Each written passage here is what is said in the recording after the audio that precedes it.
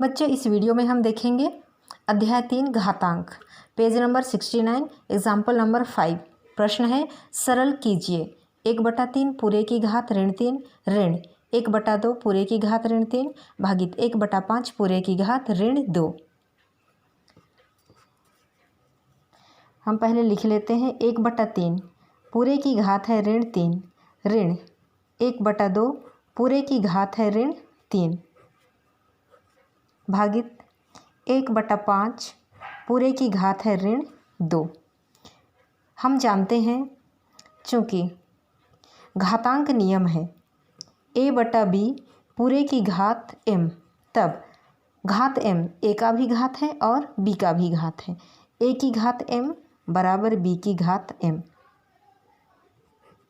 इसलिए हम 1/3 को लिखेंगे 1 की घात ऋण 3 और 3 की भी घात ऋण 3, क्योंकि यहाँ पर लिखा है 1/m पूरे की घात m, तो a की घात m बटा b की घात m, इसलिए ऋण 3 प्रत्येक की घात है, 1 का भी घात है और 3 का भी घात है। तो लिखेंगे 1 का घात ऋण 3 बटा 3 का घात ऋण 3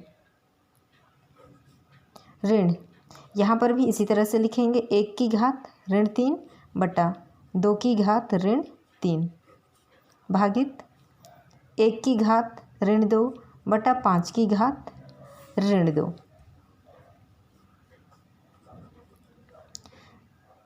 अब हम इसे धनात्मक घात के रूप में बदल देंगे, क्योंकि हम जानते हैं a की घात -m है, तो ये बराबर होता है 1/a की घात m।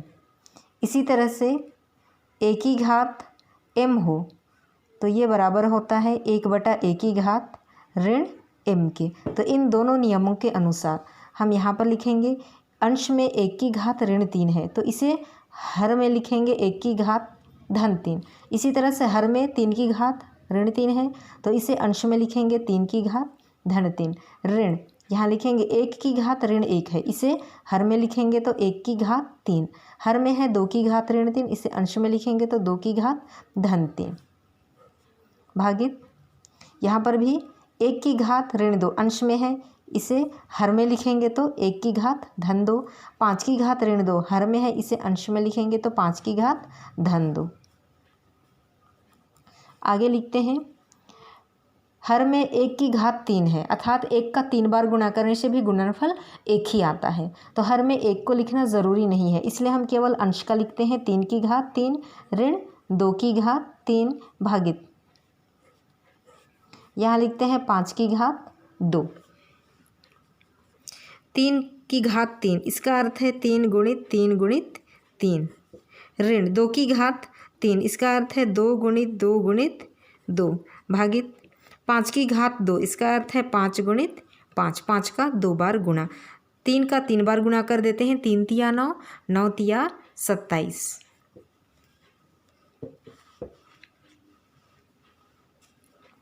ऋण 2 दूनी 4, 4 दूनी 8 भागित 5 पच्चे 25।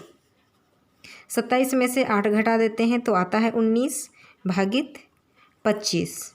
इसे हम लिख सकते हैं 19/25। आंसर ये है। अगला प्रश्न देखिए।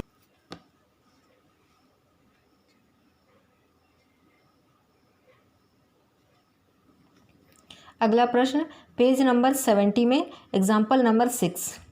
सरल कीजिए 2/5 पूरे की घात ऋण 3 गुणित 25/4 पूरे की घात ऋण 2। घातांक नियम से हम जानते हैं a/b पूरे की घात m हो, तो ये बराबर होता है a की घात m बटा b की घात m। तो इसी नियम के अनुसार हम इसे लिखेंगे 2/5 पूरे की घात ऋण 3 है, तो घात ऋण 3 2 का भी घात है और 5 का भी घात है, तो इस नियम के अनुसार हम लिखेंगे 2 की घात ऋण 3 बटा 5 की घात ऋण 3। इसी तरह से 25 को भी लिखेंगे 25 की घात ऋण 2 बटा 4 की घात ऋण 2। अब हम यहाँ पर देखते हैं आधार 2 है, यहाँ पर आधार 5 है, यहाँ पर आधार 25 है, यहाँ पर आधार 4 है, तो इसका आधार हम 5 के रूप में लिख सकते हैं। 25 लिखा है, 25 को हम लिख सकते हैं 5 गुणित 5, 5 का 2 बार गुणा। यदि 5 का 5 के साथ 2 बार गुणा है तो इसे हम लिख सकते हैं 5 की घात, तो 5 का वर्ग। तो 25 के बदले हम लिख सकते हैं 5 का वर्ग। इसी तरह से 4 बराबर होता है 2 गुणित 2, 2 दूनी 4 होता है। 2 का 2 बार गुणा है तो इसे हम लिख सकते हैं 2 की घात 2, अर्थात 4 के स्थान पर हम लिख सकते हैं 2 की घात 2।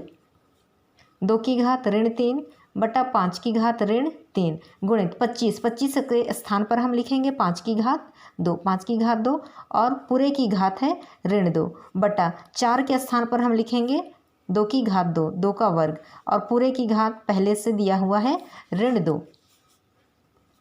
अब आगे, चूंकि घातांक नियम के अनुसार a की घात m और ब्रैकेट के बाहर a की घात n हो तो a की घात mn होता है, दोनों घातों का गुणा हो जाता है। इस नियम के आधार पर हम इन दोनों घातों का गुणा करेंगे। ब्रैकेट के अंदर 5 की घात 2 है और पूरे की घात ऋण 2 है, यहाँ पर भी 2 की घात 2 है और ब्रैकेट के बाहर घात ऋण 2 है, तो इन दोनों घातों का गुणा होगा।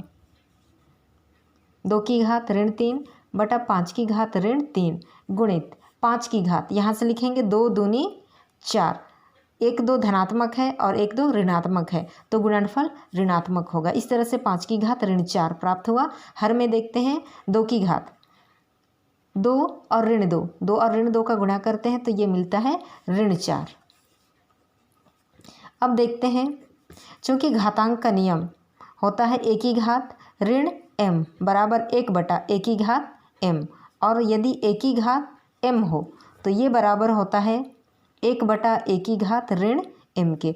इस नियम के अनुसार हम इसे लिखेंगे, अंश में 2 की घात ऋण 3 है तो इसे हर में लिखेंगे, तब घात धनात्मक हो जाएगा 2 की घात 3। इसी तरह से हर में लिखा है 5 की घात 3, यदि इसे हम अंश में लिखते हैं तो 5 की घात धन 3 हो जाता है। इसी तरह से 5 की घात ऋण 4, इसे हर में लिखेंगे तो 5 की घात धन 4। 2 की घात ऋण 4 हर में है, इसे अंश में लिखेंगे तो 2 की घात धन 4 हो जाता है। अब अंश में 5 की घात 3 है, यहाँ पर हर में 5 की घात 4 है, तो इन दोनों आधार के लिए 1 बार 5 लिखा जा सकता है।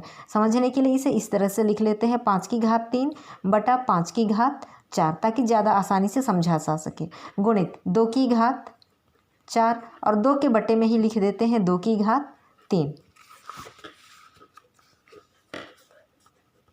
चूँकि घातांक का नियम है a की घात m बटा b की घात a की घात n हो, तब a की घात m माइनस n, अंश की घात ऋण हर की घात। तो इस नियम के अनुसार यहाँ पर हम इन दोनों आधार 5 के लिए 1 बार 5 लिखेंगे, अंश में घात 3 है, ऋण हर में घात 4 है, गुणित यहाँ पर आधार 2 है, दोनों जगह 1 बार 2 लिखते हैं, अंश की घात 4 ऋण हर की घात 3। 5 की घात 3 ऋण 4, 3 में से 4 नहीं घटा सकते, 4 में से 3 घटाते हैं ऋण 1, 4 में से 3 घटाते हैं 1, बड़ी संख्या का चिन्ह ऋण, गुणित 2 की घात 4 में से 3 घटा देते हैं तो बचता है 1। अब देखते हैं 2 की घात 1, इसे हम लिख सकते हैं केवल 2। यहाँ पर 5 की घात ऋण 1 है, इस नियम के अनुसार लिखेंगे a की घात ऋण m बराबर होता है 1 बटा a की घात धन m। इस नियम के अनुसार 5 की घात ऋण 1 को हम लिख सकते हैं 5 की घात 1 हर में 5 की घात 1, घात 1 को नहीं लिखा जाता है। इस तरह से आंसर हमें मिलता है 2 बटा 5। आप इसका स्क्रीनशॉट ले सकते हैं।